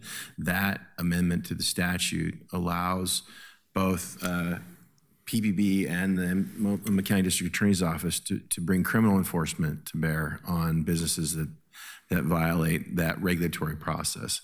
Okay. So while we haven't yet developed how that handoff between our administrative or regulatory body and the police and the DA will be developed, we have talked internally that it is lawful and that it is a new tool, and this ordinance will be one more so you're talking about Senator Phom's bill from the legislature? Yes, I believe I am. Yeah. Tree Tran. Rep. Tree Tran, yeah. Yes. And that's the one you're talking about? Right. It allows for a misdemeanor for the first offense and a felony for the second offense, which then creates the tie for our law enforcement partners to take action in addition to the regulatory authority that the city had before. Okay, perfect. And with this new ordinance, what is the estimated annual cost to enforce this with your staffing time, investigations, the legal work, and physical securing of properties, and how much of that cost do we realistically expect to recover through penalties and cost recovery?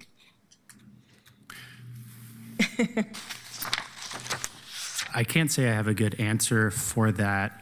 I think if I were to guess that there could be some cost savings because this could help the HTU work more efficiently in combating human trafficking, running fewer missions and using this tool in its stead, but I can't say that with any true amount of certainty. And Councilor Smith, I can speak to the courts and to the city attorney's office. I don't believe there's going to be an additional cost for the city attorney's office, and the courts enforcing the existing criminal statutes in our ordinance would not increase costs to the city.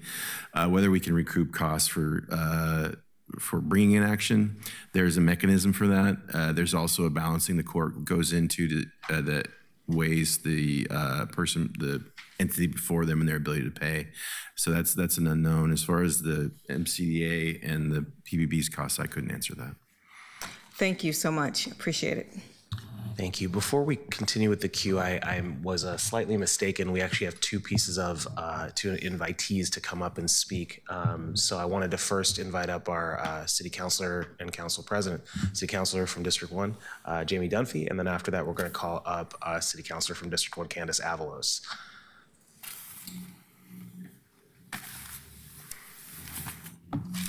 Thank you. Well, thank you, colleagues. For the record, I am Portland City Council President Jamie Dunphy. On behalf of my East Portland neighbors, I want to voice my cautious support for this ordinance. Vacant commercial properties becoming hubs for bad behavior is a real community concern in District 1. And I really appreciate Councilor Novik's office for their leadership and follow through on this. 82nd Avenue touches Districts 1, 2, and 3, and neighbors, regardless of which district they are in, reach out to me all the time on this. I recently attended a community listening session with the Human Trafficking Unit, and was very impressed with the information that the Human Trafficking Unit staff were able to get. But I also just wanted to note that I was really appreciative that Spencer from Councilor Novik's office was there and on a first name basis with everybody in the room. So based off of that presentation and the one we heard today, it is clear that we do not have the tools that we currently need to ask owners of these properties to be the good stewards of their neighborhood. Nuisance codes like this have an extremely checkered history. What is being proposed is a powerful tool. At 90 days and 2 violations, people who are acting in good faith as well as in bad faith can easily get caught up in this system. So careful deliberation and calibration is necessary. But I really like that this is an administrative approach, not a criminal one. I like that it's not the police involved, and I like that there are not awful compliance steps outlined in code. But I think that the sponsor is trying to be responsible, and I really appreciate that.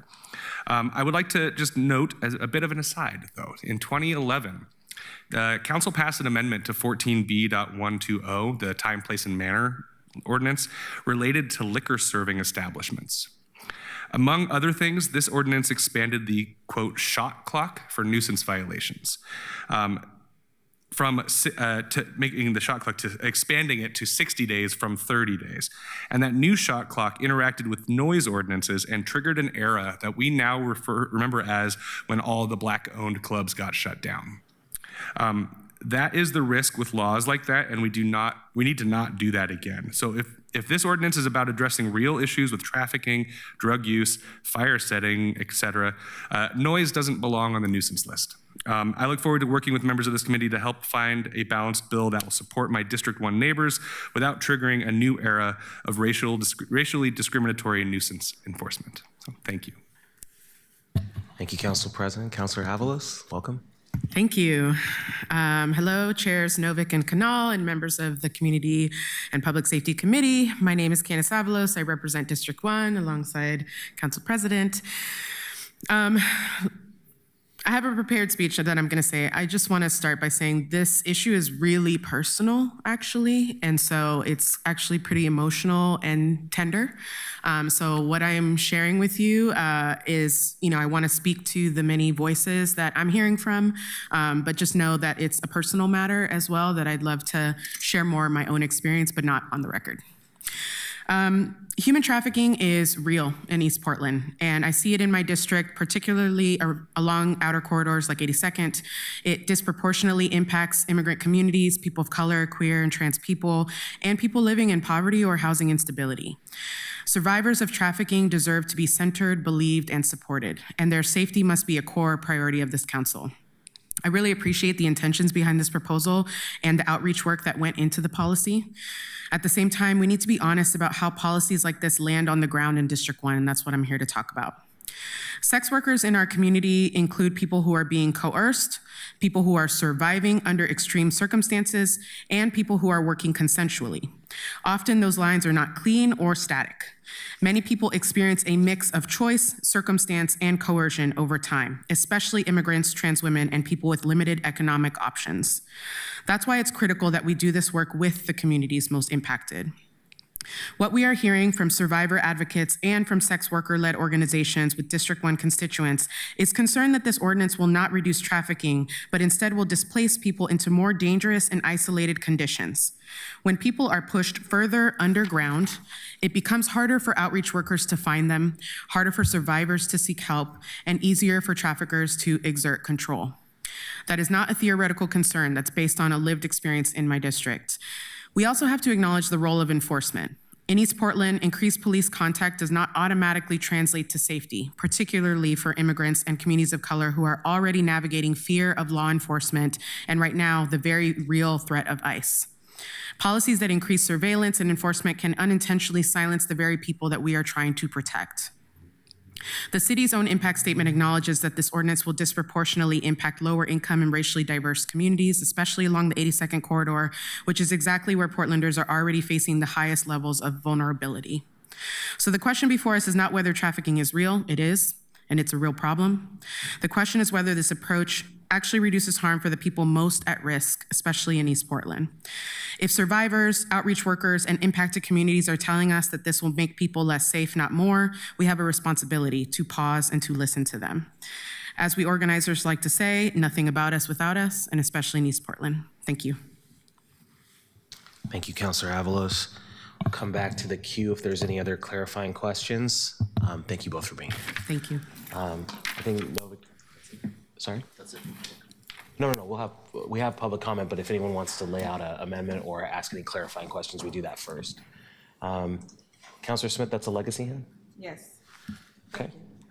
All right, then we'll move into public testimony.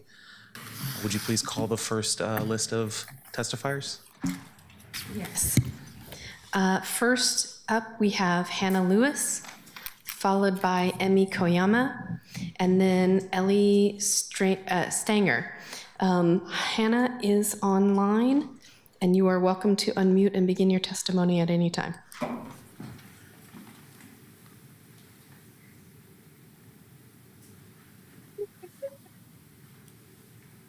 Hello. This is my first time testifying, so bear with me. My name is Hannah Lewis. I've been a resident of the Sumner neighborhood for 12 years and a part of District 1. I chair a crime and safety committee in our community, but today I come to you strictly as an individual and strong support of amending our chronic nuisance code. I'm testifying because of our community's lived experience. I took time to read through the other testimonies submitted, and I want to thank my peers for taking time to engage with council on this topic. Regardless of our position, it is clear we share a common goal of reducing exploitation, trafficking, and violence. Where we may differ is in how we achieve this. I want to highlight a key example, which is at 8247 Northeast Sandy Boulevard, the Quality Inn. The link between property and trafficking dates back very far, but in 2022, a fatal shooting in the lobby of this same building was confirmed by Portland Police Bureau's Human Trafficking Unit and tied to an active sex trafficking ring. Fast forward to November and December of 2024. This kind of goes back to what Councilor Avalos said, listening to the most impacted, but we have voices that we can't hear from. 3 people lost their lives at this location: Kimo Henriquez, Benjamin Walker, and Malik Devin Henson. They were shot and killed in that hotel's parking lot. And under our current code, the 30-day documentation window is too narrow to capture a pattern of violence effectively. Police Sergeant Kevin Allen, after these 3 homicides, stated to KGW that deeming the property a chronic nuisance was a long process. If we had the proposed 90-day window and the 2-incident threshold, these individuals may still be alive today. My community knows this firsthand to be true. We made personal attempts to contact the property owner of the Quality Inn who lived in Beaverton. We sought to connect them with local resources and take a collaborative approach that could aid in uprooting the organized crime growing in our neighborhood. We contacted Choice Hotels, who holds the franchise for the Quality Inn. In all attempts, we were ignored and disregarded. The community watched helplessly for years as the property deteriorated attracting crime that spilled over into our streets and threatened our families. Under our current system, the process is agonizingly slow. The goal is not to increase arrests, but to disrupt conditions that allow organized crime to take root in communities. Council, please consider how crime of this magnitude deteriorates a community and desensitizes us all to the cruelty of exploitation. Primarily our youth, who are routinely solicited and approached and recruited. Thank you for your time. Thank you for joining us today for your first time testifying. Appreciate it. Is either Emmy or Ellie? I see you're both online, actually. Emmy.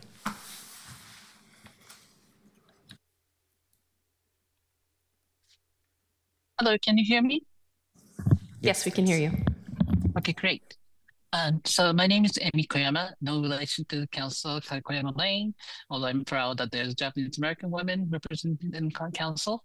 I'm a survivor who has been on 82nd Avenue many years ago, and a longtime advocate who has worked with people who trade sex on the street, migrant Asian women workers at the massage parlors, as well as dancers working at strip clubs. I've lived in Southeast Portland for over 20 years and now split time between Portland and Seattle.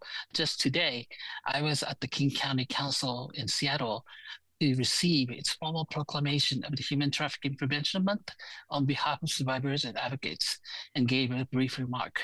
I'm testifying in opposition to the proposed ordinance. And first, I question if this ordinance claims to protect people who engage in sex trade along 82nd Avenue due to economic circumstances, coercive control, or any other factors or a combination thereof, will end up being consulted meaningfully before this ordinance was written. Similar policies in other jurisdictions have not resulted in reduction in sex trade or sex trafficking, but in the displacement of vulnerable populations away from motels and other highly visible commercial areas to a less safe environment where they are made more vulnerable to abuse and exploitation. This is the same kind of displacement that WDA, which I was talking about, occurring after the shutdown of Backpage, and that destabilized many women's lives and put their safety and well-being into even greater risk.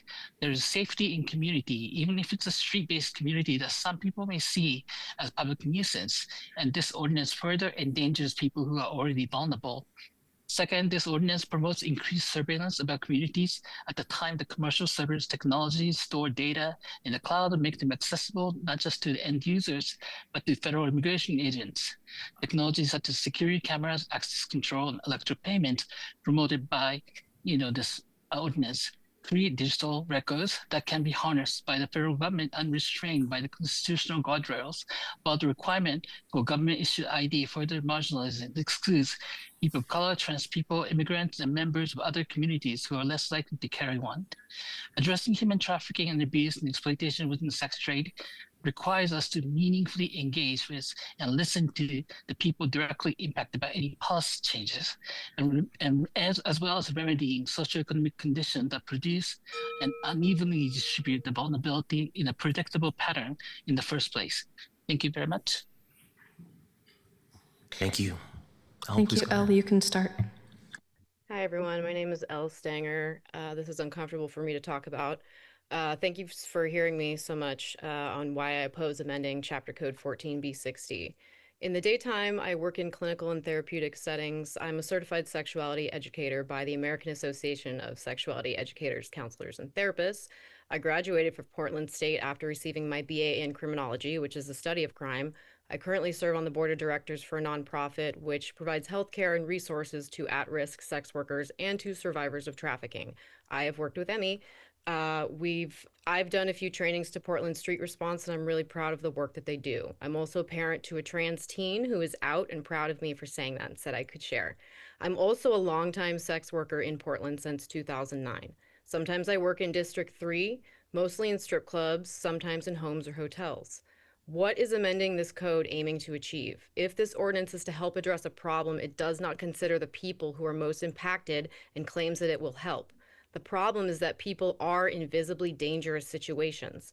These are people who are often targeted for violence. These are people who have relatable needs: money, housing, food, social and relationship safety. We all seek these things. I say to you, please do not increase potential loitering penalties for local businesses. Threatening businesses who rent or offer transport or any resource or just a blind eye to at-risk people results in less options for their survival and a greater likelihood of experiencing police violence, partner violence, client violence, stranger violence. When you force businesses to refuse service to us or turn us in, we go more outside. We do more dangerous work. Please do hear from the peer-led organizations who are experienced in survival. We tell you what we need. You've heard from survivors of domestic violence who stated their love and attachment and on their pimps and family members. The answer is very simple and not complex. We need funding for housing, food, medical care, and child care. Survivors are specific. Earlier, the DA spoke on John School. Do the council members know that John School costs $1,400 if you get caught paying for sexual touch from an adult, not necessarily from someone who is being coerced or underage? It targets primarily men of color and of lower socioeconomic backgrounds because they're the ones who are more likely to be visibly arrested. Higher end clients have more options. No surprise. John School also is not educational or scientifically accurate. I say this on record as a certified sexuality educator who could lose my certification I worked so hard for. It is misinformation we should not be funding. What we should be funding is resources for people who need them. Why do they do dangerous criminalized work and stay in dangerous, unloving, at-risk relationships? Because they don't have options. We need to cease funding the end demand tactics that we currently do, mostly which result in prostitution-related convictions, not trafficking. Survivors will report when they know that they are safer to. Police should not be part of the rescue process. Let's invest in housing, food, medical care. Thank you for your time. Thank you. Up next, we have Adam Skiles, John Lace, and Lalit Patel.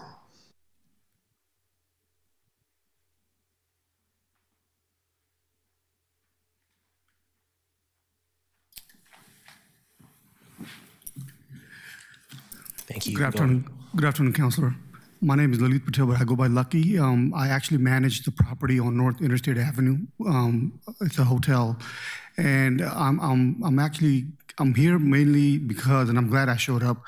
I looked at some of the numbers and the facts and kind of mind-boggled me in this situation. But at the same time, now I understand the concept of human trafficking and other things.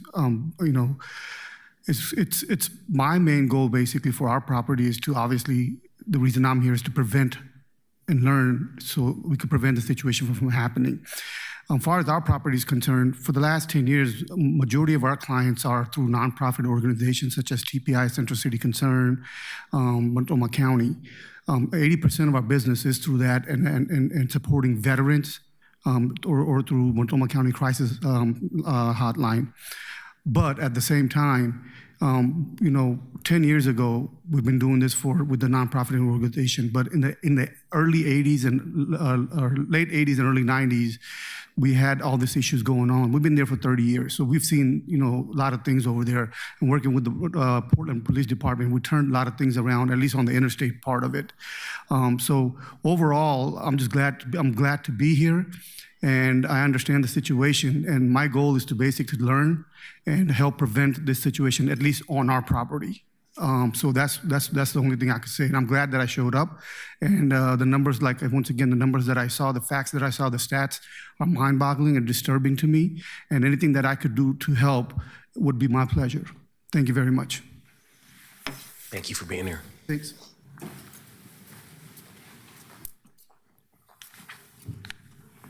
Hello, I'm John Lace of Kearns.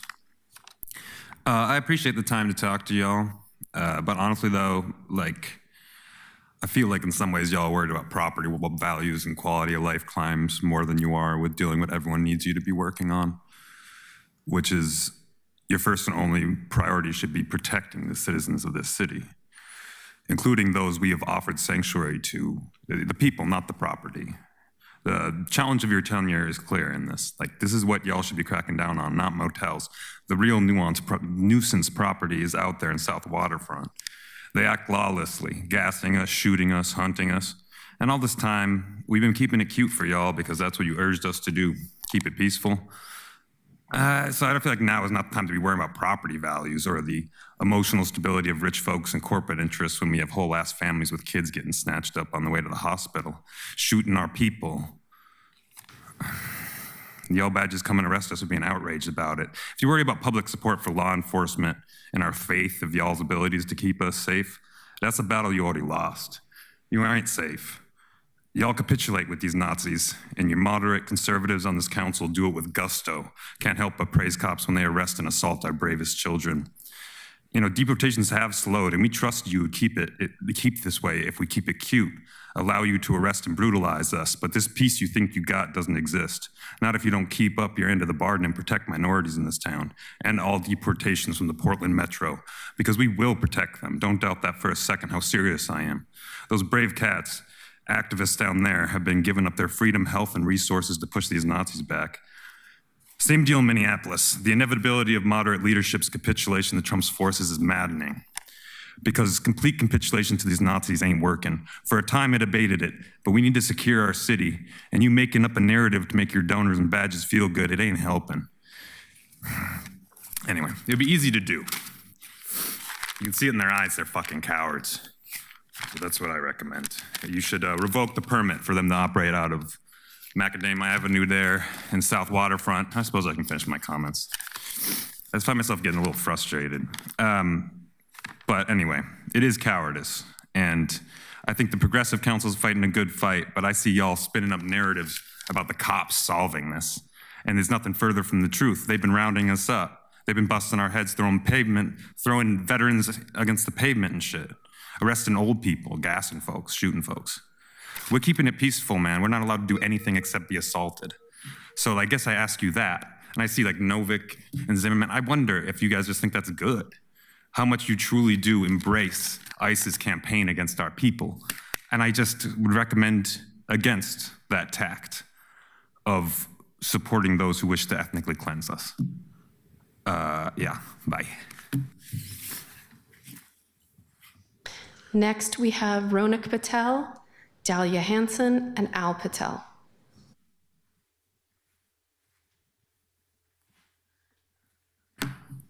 Hello, council members. My name is Ronak Patel. I'm a part of the Asian American Hotel Owners Association. I'm actually ambassador for our region. I know we've seen Councilor Canal at some of our meetings before, but just to give the other councilors a little bit of information, our organization, our members, own and operate over 60% of the hotels in the state of Oregon, and many of those hotels in the city of Portland and the surrounding neighborhoods.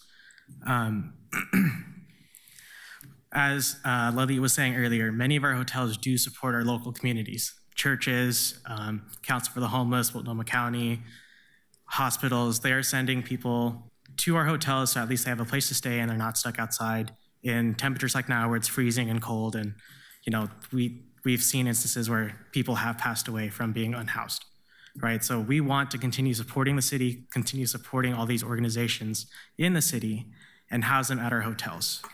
One fear we do have is when people are trying to stabilize their lives again, they have hiccups, they have road bumps. And sometimes that does cause us to have to call the Portland Police Bureau and help us with people who are going through mental health issues. Now, again, we are trying to help these unhoused population people. We want help from the police, and you know, we want to do everything correctly. We want to help out. But we don't want to be afraid to house people that are coming from these places and then have to call the police and all of a sudden a business is notified as a nuisance property. Well, you know, for us, we're just trying to help the community. We don't want to stop helping and say, sorry, Randall's Hospital, sorry, Providence, we can't accept any of your clients anymore because we're on a watch list.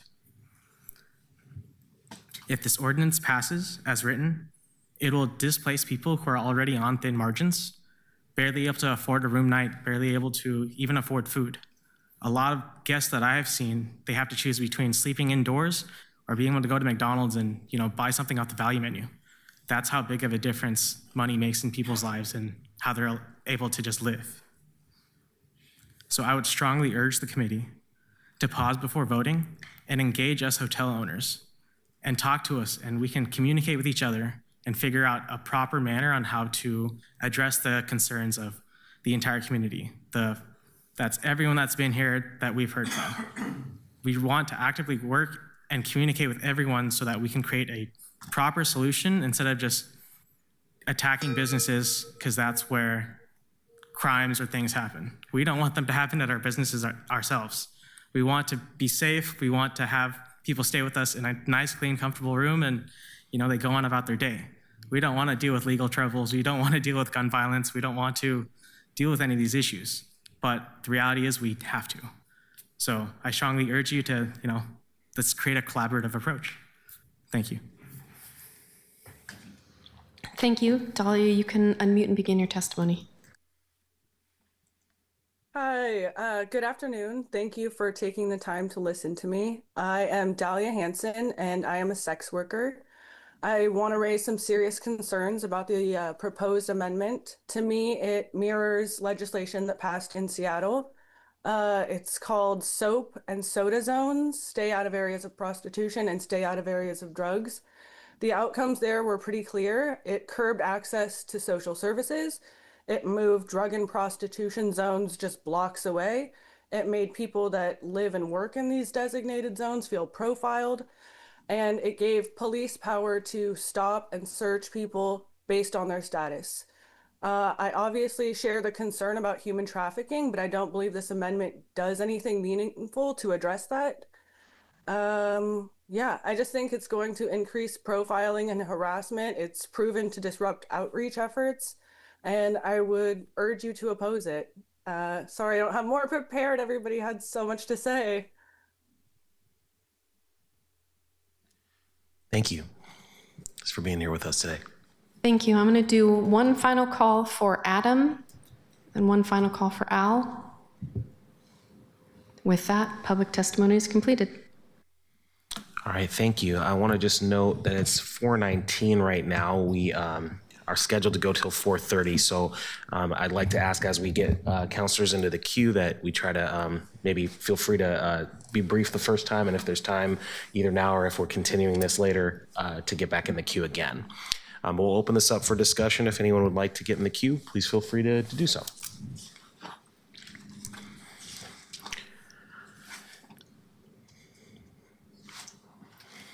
Counselor Zimmerman. Yes, today's my day to jump first. Okay, so Counselor Novick, I appreciated us meeting yesterday and talking about this a bit. And I will admit that I have somewhat of a change of heart from our conversation yesterday. So with that, what I would actually like to do is, I'll just lay it out. I'm prepared today to vote on the 30 to 90 day part, and that's about it. I am very prepared to get into a longer conversation and to dive into some of the points we heard relative to the rest of it, if that interests you. I just wanted to let you know kind of where I'm at. The reasons that I walked in today in support of this is because it didn't make anything newly illegal.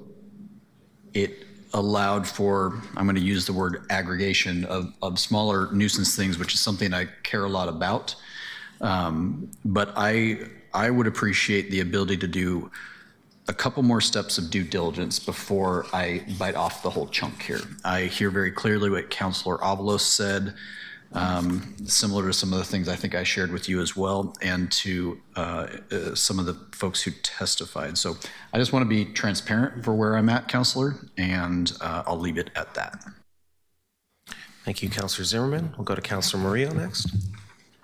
Thank you, Chair.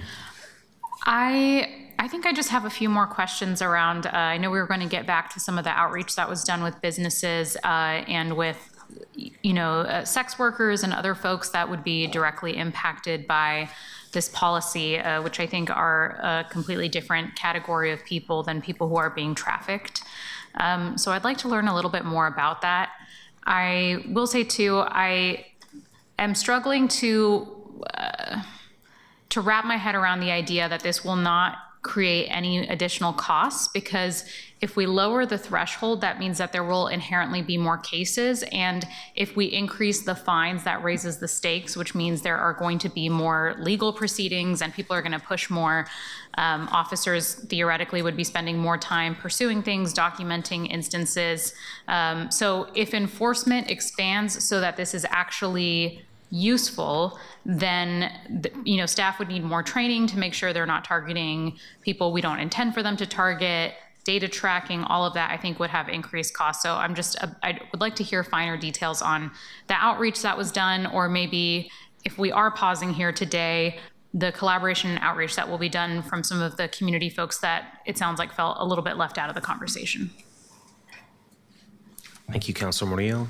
Councilor Novick. Yeah, thank you, Mr. Chair.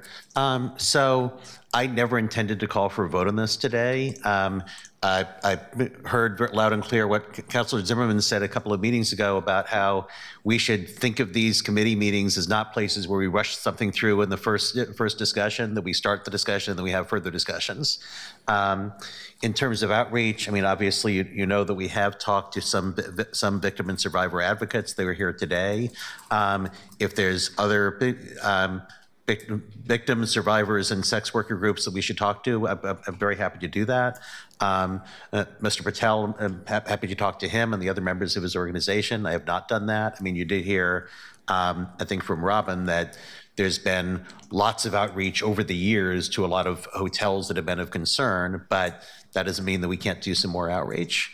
And I want to have a discussion with you about surveillance and how that's used and how it'd be useful. And I'm trying to figure out, within the context of the public meetings law, how many discussions we can have and how many we need to urge the administration to have with people without us being involved. But we'll have those discussions and talk about why surveillance is useful, how it would be used, how we're going to keep that out of the hands of the federal government or private parties.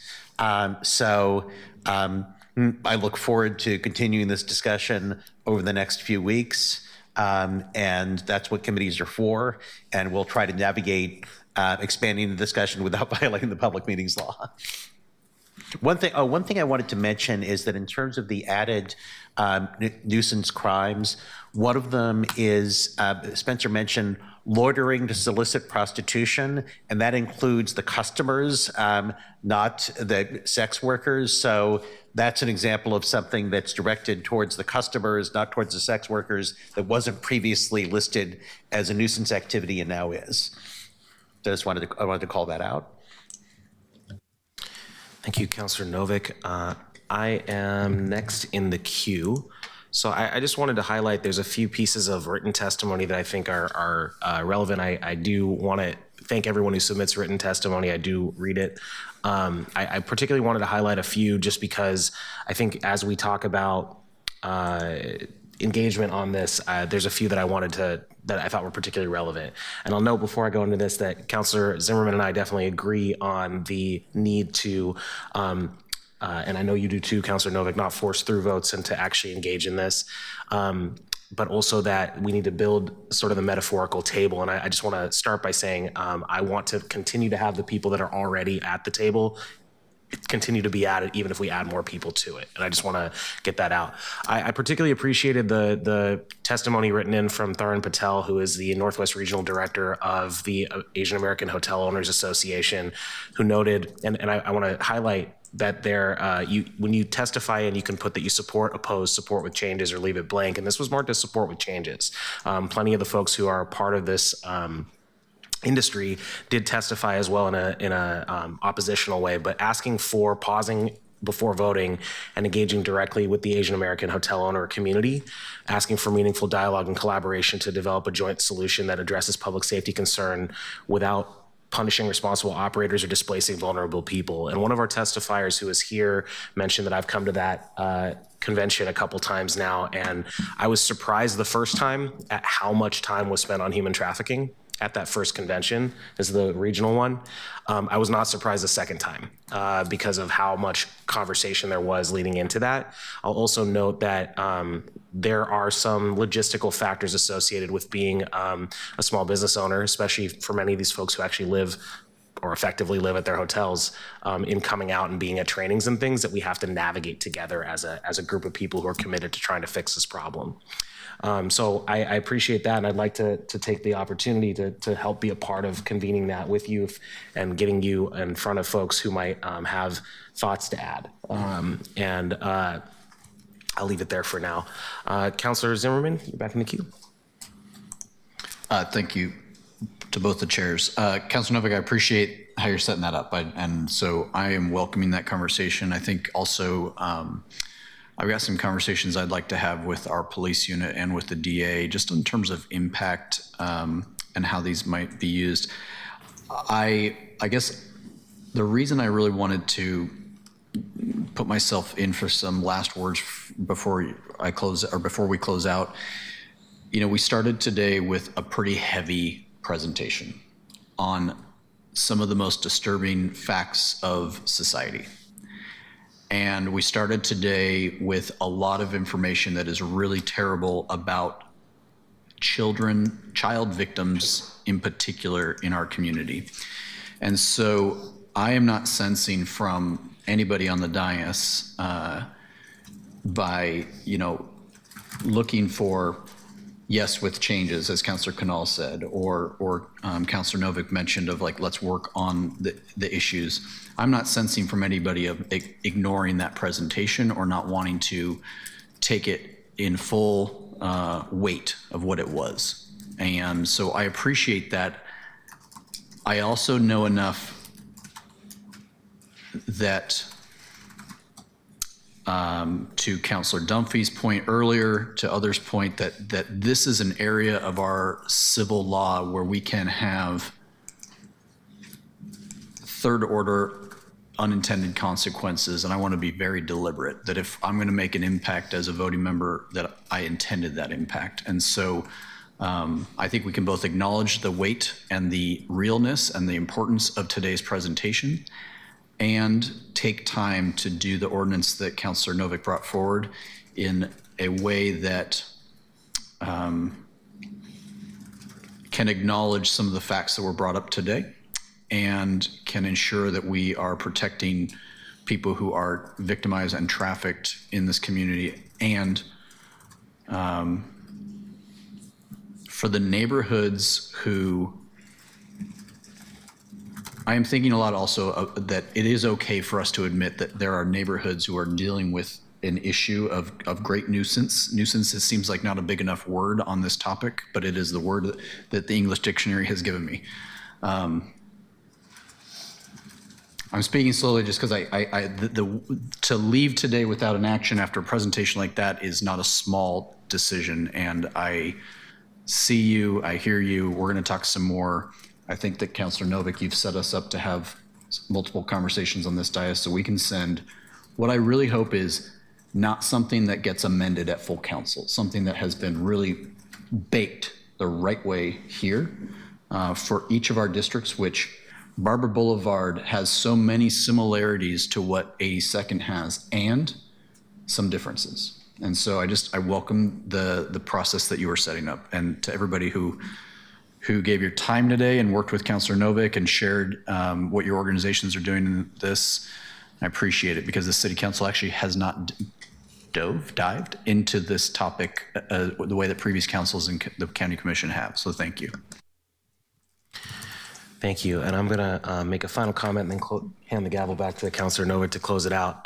But just it's so rare that I get to say this without any modifiers. I agree with Councilor Zimmerman, and that's the end of the sentence. I just want to highlight the concerns in public so that we can talk about what I'd like to see discussed. I'm concerned about the primary focus being on leveling enforcement, specifically on motels, as acknowledged in the impact statement, as opposed to the people who are the 11,000 annual attempts to buy children, as noted by our presenters, that's less of the focus. I'm concerned about surveillance, any data you collect as a city being available to the feds. Concerned about disparate impacts and subjectivity.